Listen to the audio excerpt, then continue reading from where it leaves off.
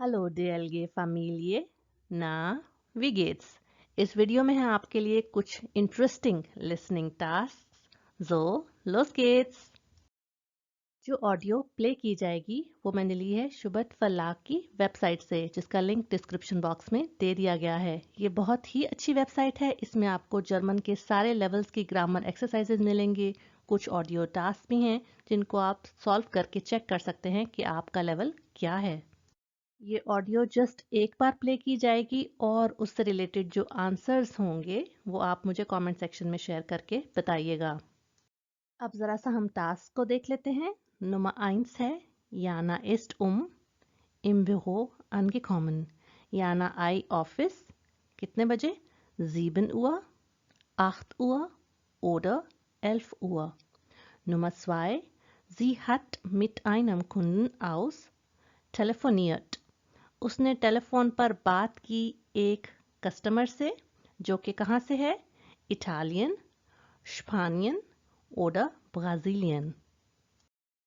Number 3 है der war kaputt. खराब था। इनमें से क्या? Scanner, computer, Kopierer. Nummer 4. Sie will heute kochen. वो आज पकाना चाहती है। Zwiebelsuppe, Gemüsesuppe oder Kartoffelsalat। जो ऑडियो प्ले की जाएगी वो इसी टास्क के अकॉर्डिंगली प्ले की जाएगी, यानी सबसे पहले वो इसकी बात करेगी and so on. Ich wünsche Ihnen viel Glück। Hallo Jana, wie war dein Tag? Ach kaum, ich bin so müde.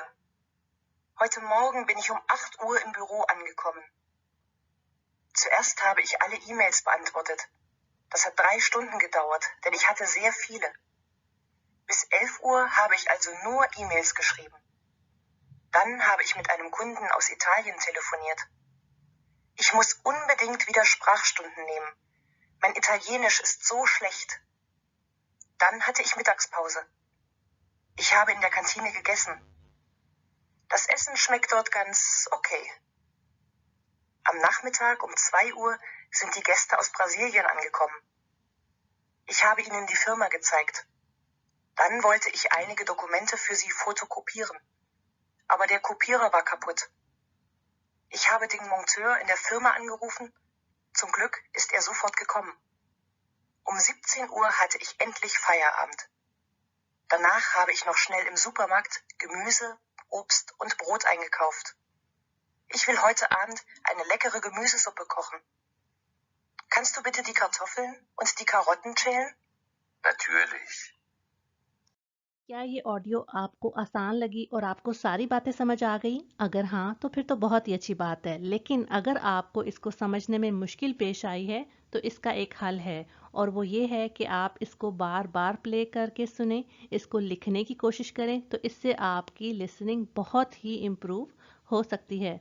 तो मुझे कमेंट सेक्शन में ज़रूर बताइए कि आपने क्या आंसर्स लिखे हैं, तो फिर हम चेक करेंगे कि कितने करेक्ट हैं और कितने इनकरेक्ट।